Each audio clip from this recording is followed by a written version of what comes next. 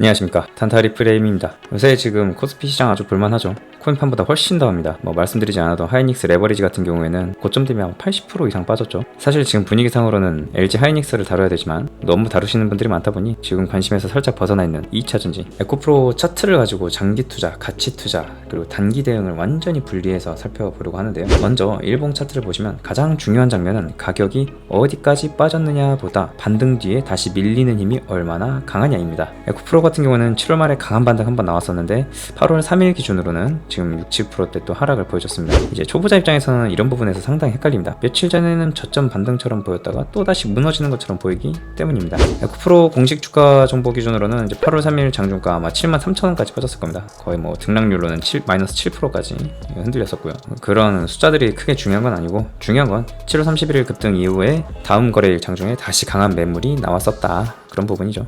8월 3일 기준 차트로 봤을 때 중요한 부분은 7월 28일 마이너스 9%, 7월 29일 마이너스 7%, 7월 31일 플러스 4%, 7월 31일 플러스 12%. 이런 추세라면은 이제 방향성보다는 변동성 자체가 더 중요한 구간입니다. 말 그대로 그냥 바카라죠. 맞추면 크게 먹는 구간처럼 보이지만 틀리면 계좌가 크게 털릴 수 있는 구간인 거고요. 그래서 차트에서 지금 단순하게 에코프로라는 종목을 두고 차트에서 내가 해석하고 싶은 그림이 아니라, 중요한 건 실제 가격이 어디에서 지지를 받고 어디에서 다시 매물대를 형성을 하는지가 되겠죠. 주봉으로 좀 차트를 살펴보면은 이거는 더 힘들어집니다. 큰 상승이 있었던 시기는 아주 예전이죠. 한번 큰 이슈가 있었을 때, 우리 배터리 아저씨가 힘써줬을 때. 근데 이제 고점 이후에 긴 하락이 이어집니다. 이런 거 보면 장기 투자가 절대 쉬운 게 아니라는 걸 느낄 수 있죠. 이미 지금 고점 대비 50%, 70%까지 흔들리는 동안에도 계속 부여하려면 이 자금의 성격이 내가 지금 이 투자를 통해서 생활비를 벌어야 된다거나 이런 성격의 자금으로는 운용을 할 수가 없는 겁니다. 그래서 차트 분석의 결론은 단순합니다. 좋은 산업이라도 가격이 하락 추세에 있으면은 계좌는 계속 하락으로 찍히게 되고,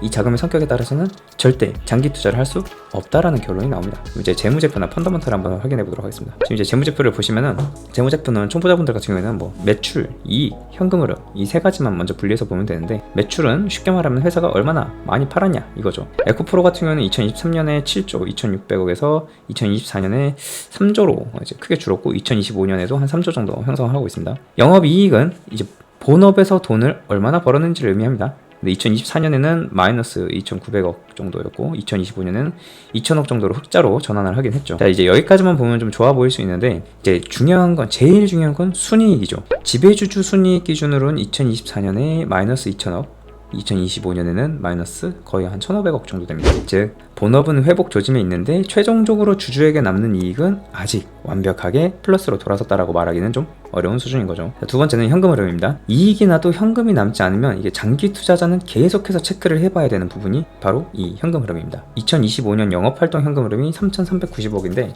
투자활동 현금 흐름이 1조 5천억이에요. FCF는 마이너스 4,400억입니다. 이 말은 회사가 성장을 위해서 계속 돈을 쓰고 있다라는 뜻인데, 이제 성장 자체가 나쁘다라는 뜻이 아니라 아직 완전히 이 회사를 운영을 하면서 안정적으로 현금이 남는 구조는 아니라는 거죠. 이제 ROE 같은 경우는 자본 대비 얼마나 이익을 만들어내느냐, 이 지표인데 가장 중요하죠, 주주 입장에서는. 2025년 ROE는 마이너스 8%입니다. 자, 그럼 이제 만약에 여러분이 장기 투자자라면 여기서 이걸 어떻게 해석을 할지가 가장 중요합니다. 이 회사가 앞으로 좋아질 수 있느냐, 좋아질 때까지 내 자금이 버틸 수 있느냐인데,